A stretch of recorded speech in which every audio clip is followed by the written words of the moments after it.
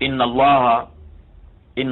ande no Allah ya'murukum o yamiri on an tu'addul amanati nde tottoton hoolaje ɗen ila aliha faade yimɓe majje on bi mana faade joom majje. wa idha hakamtum so ñaaway bayna nnasi hakkunde yimɓe ɓen an tahakumu nde ñaawirton kadi bil adili no nundiri.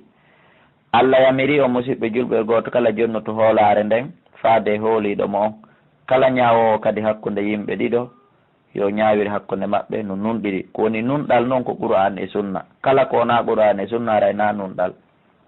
inna allaha nden Allah ni'ma ya'izukum be moƴƴi ko wajorta on ɗum sabu ko nafata on tun.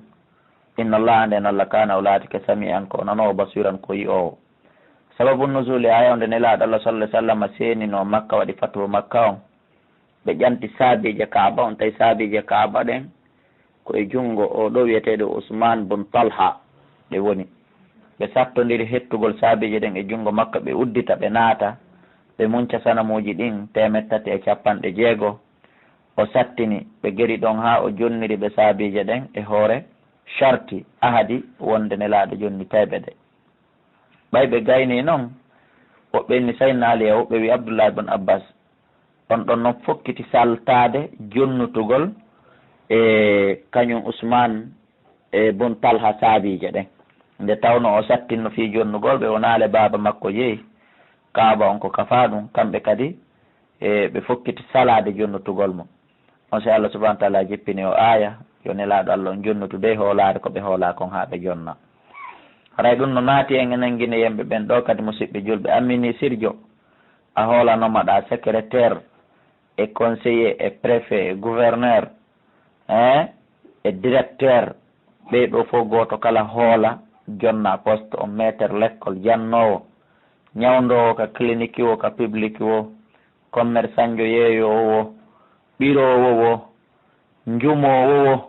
asowo kat carré piyoɓe brique ouvrier maçon jannayɓe ka l'école ji diine islam e jannayɓe ka l'école ji gande alyahuda en nasara goto kala hoola jonna nawnuɗo muɗum on goto kala hoola jonna école jon yo jannu goto kala hoola jonna o santier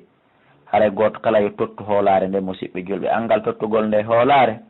ko ɗum woni ko soñcen enen lagine ɗo mini ouvrier ɓe ɓen nunɗaali ɓe wujji matériel ji ɗin tailleur ɓe ɓen nunɗaali wujji bagi on nomaɓe e poste ji ko gouvernement nunɗaali oñike e sendoje ɗen oñike e nomugol ngol oñike e poste ji ɗin oñike e ñamugol ko heɓoto ɗon kon haray Allah yamiri yo goto kala tottu hoolare nden kala ka waɗa ɗon o hoola si o waɗa. ya ayyuha alladina amanu kono yo gomɗimɓe atiullaha ɗofte Allah wa atiu rasula ɗofto ɗon nelaɗo on wa ulil amri e jomiraɓe fiyake ɓen min kume moɗon si tawi ɓen ko qur'an e sunna yamirta haray ɓen ɗon kadi ko farilla yon ɗoftoɓe. hay so tawina qur'an e sunna ɓe yamirta si ɓe yamiri on hunde ma dama na yaltinayde on kadi e islam toujours kadi ko yon ɗaftoɓe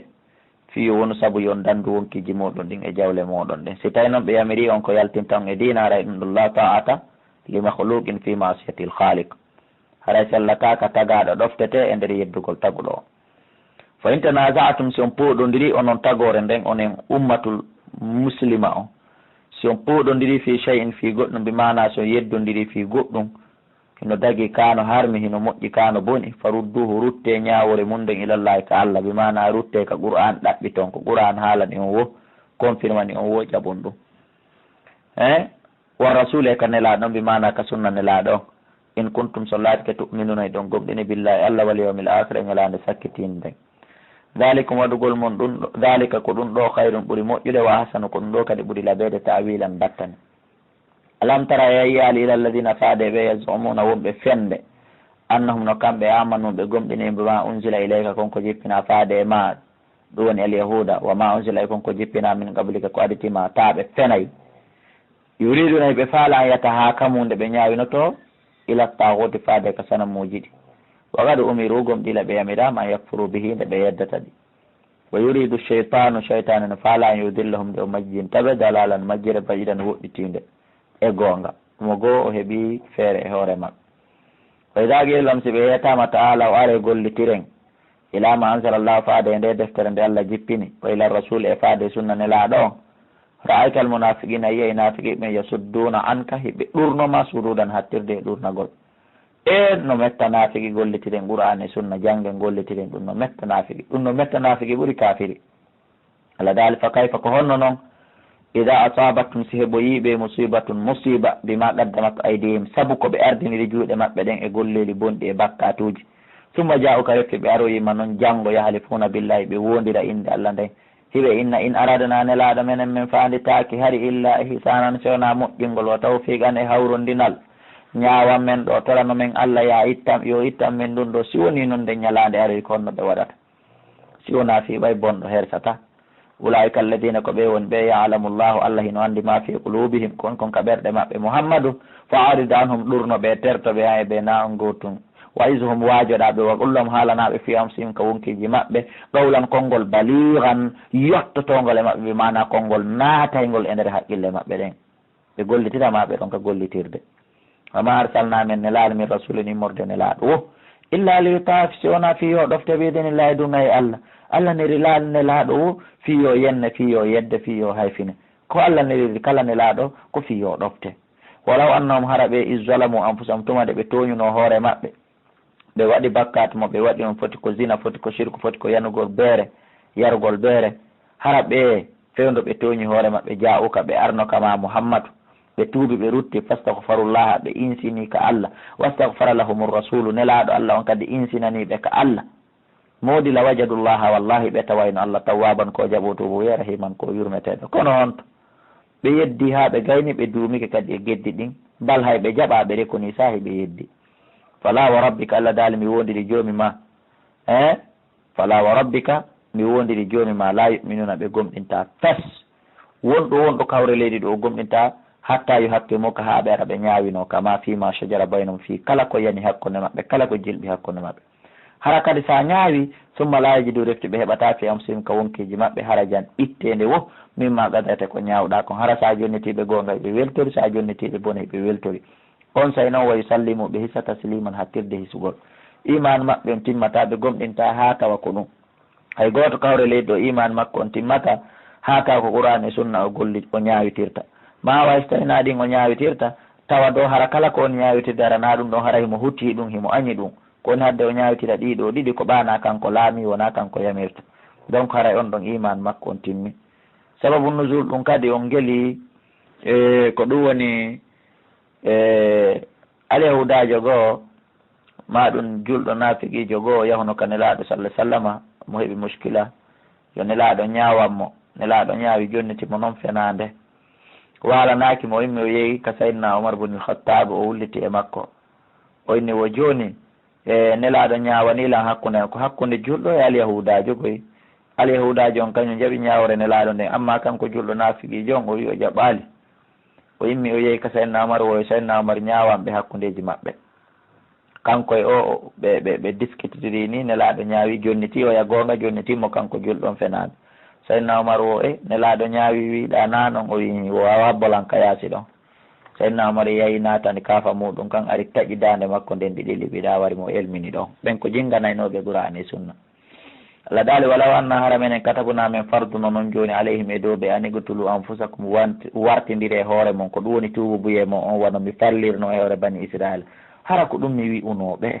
awi hurujuhu ma yaltine yalte min ndiyari komi wonko galleli mo ma faalu ɓe huwatano ɗum pellet illa galini sona seeɗaɓe jomiraɓe iman ɓe min hum e maɓɓe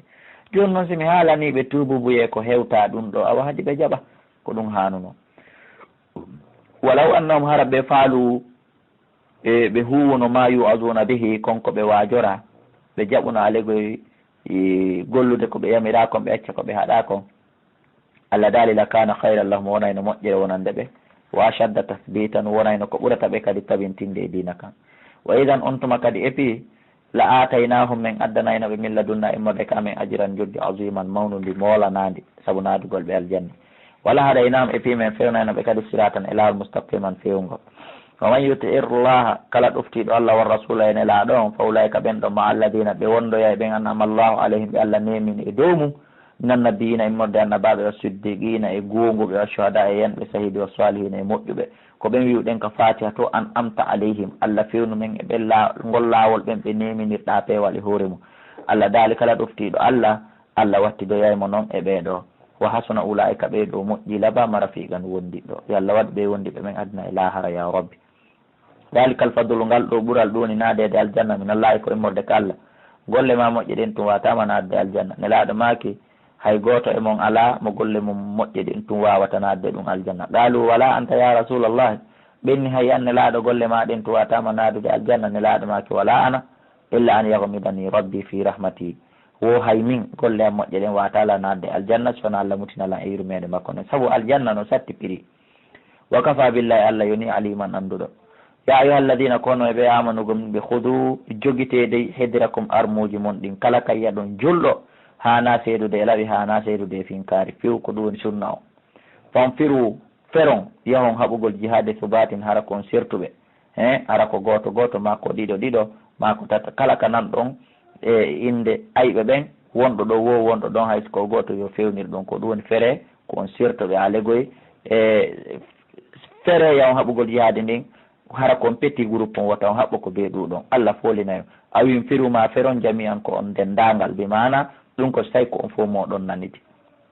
wa inna minkum Allah dal nongo himo andi wa inna minkum hino e molla malla yubatti anna ɓen ɓe no tulta yahugol ka jihadi. si on yeehi noon onon wakkili ɓen fa in asabatkum si heɓoyi on to musibatun masibo kamɓe tultuɓe ɓe yahaali ɓen qalaw inna yiiqad anama allahu alaykum ɗi Allah moƴƴike yan Allah moƴƴaki e makko Allah moƴƴike e makko ha o faɗi baraji naata ɗi aljanna naata en andali kon ɗum e moƴƴande noon. Allah moƴƴike e ammin idi lam akun tuma nde tawno mi laataki ma am miɗo wonde maɓɓe shahidan miɗo tawa ka jihaadi toon. wala en asabakum wallahi si heɓoyi on noon fadulum ɓural ka jihaadi to min Allah immorde ka Allah la yaqulanna ɗon kadi a daray him a yiyaymo daro wiya kanko tultuɗo on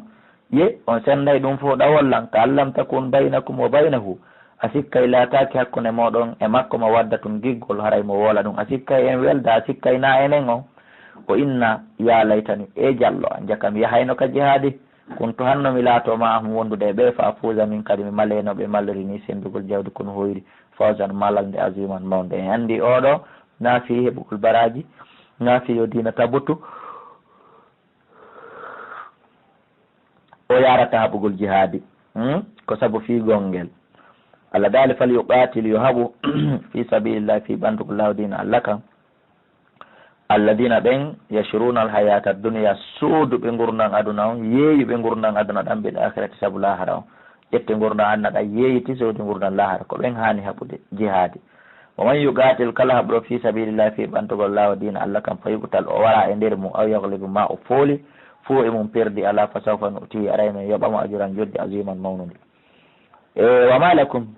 kon ɗum heeɓi on kon ɗum nangi on onon ɓe julɓe la tuqatiluna on haɓata fi sabilillahi fi ɓantugol lawdina Allah kam kuna figi yagal e fofo yagal e jayre e kullor reedu si wona ɗum julɓen koye immo haɓa jihaadi. wal mustadafina e ɓeɗo lu inaɓe min arrijali immorde worɓe wa nisa e sonnoɓe wal wildani e paykoy ɓe no jooɗi makka ɗo ɓe ala heɓde feere no ɓe yaltira ɓe yiɗaɓe yar lalki ko ɓe woni ton kon haɗi haɓon jihaadi no ɓe hettora. alladina ɓe yaquluna ɓe no inna rabbana joomi amin akhrijna yaltime min hadihi lqaryati immorde nde ɗo saare azalimi ahlu ande yimɓe muɗum tooñi yaltimme ittamen e nde. waja Allah na waɗanamen min ladun ka immorde kamaɗa waliyen giɗo waja Allah na waɗanamen min ladun ka immorde kama nasiran wallowo kon ɗum hatta haɓon jihaadi no diina Allah kan tabitira e no ɓe musidɓe mum lo'inaɗo ɓe mawɓe nayeɓe e paykoy no ɓe yaltira het iwa makka kañum kadi hetta ende pandan hoore mum. alladina ɓen amanu gomɗi ɓe yuqatiluna kamɓe ɓe haɓay fi sabilillahi fi ɓantugo lawdina Allah kan walladina ɓen kadi kafaru yedduɓe yuqatiluna ɓe haɓay fi sabili taguti fi ɓantugol lawol sanamuji ɗin fa qatilu haɓe awliya a cheytane weldiɓe cheytane ɓe few wota on accanɓe inna kayda cheytane ande no jamfaji cheytane ɗin wota on huɗuɗi kana ɗi laatike daifan ko ɗi lowɗi iblisa hunde wawana goɗɗo. alam tara yaali ila alladina faade ɓe qila lahum wi'anaɓe ila makka kuffu aydiyakum jogite juuɗe mon ɗen wota on yettoɓe heferaɓe onon hayɓe banti on wota on yetto saabu hari Allah no reeni julɓe ɓen ɗuuɗa on se wagimu salata ñiiɓe tun e julde mon ɗen watu zakka tawi toon zakka jawle moɗon ɗe ɗum ɗo ko Madina e bi mana woni ko waɗi ari on so mati jihaadi no tonga julɓe ɓen wona yetto heferaɓe ɓen tawi noon julɓe ɓen hino faalayi jihade ndin farle fino ɓe yottora Allah daali falamma kutiba alayhim jonno hino nde fallano e hoore maɓɓe alqitali jihadi ndi ida fariqum tawi yo fedde gominoɓe maɓɓe yahshawna nnasa heɓe hula yimɓe ɓen ka khashyatillahi wano ɓe huliri Allah noon aw ashadda khashya ma hara koɓe huuli Allah ko ɗum woni yimɓe ɓen kon toode hino tiiɗi ɓuuri koɓe huuli Allah kon awa wonani ko kamɓe le wonno yelade yo Allah farlu jihadi e hoore maɓɓe wa qalu ɓe inni rabbana joomi amen lima katabta alayna alqitala kon ɗum farlandandi jihade e hoore amen fewdo ɗo lawla akhartana hanno nettinanamen ila ajalin ha ilajal qaribin ɓattingal hara men heeɓi ɓiɓɓe nawnuɓe menen kadi